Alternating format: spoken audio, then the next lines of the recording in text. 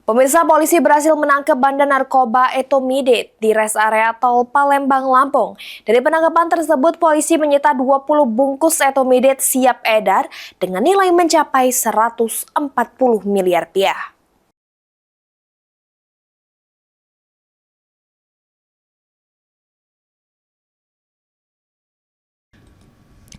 Pengejaran terhadap bandar narkoba Etomidate ini terjadi di res area tol Palembang, Lampung kilometer 215B. Pas pelaku nak melari ke Diri, penangkapan ini merupakan pengembangan yang sebelumnya sudah menangkap bandar di Palembang. Dari pengungkapan ini, polisi ngamankan 3 uang bandar, 20 bungkus Etomidate senilai 140 juta rupiah, serta duit 315 juta rupiah dari hasil transaksi. Ketiga bandar yang diamankan ialah lanang berinisial SD, HF, serta FZ.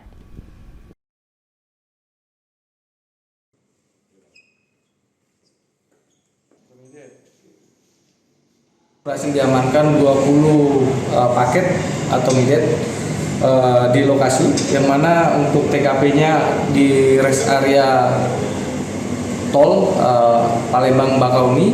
Yang berhasil diamankan itu 3 orang pelaku, masing-masingnya berperan mengedarkan ataupun membawa narkotika jenis Etomidate.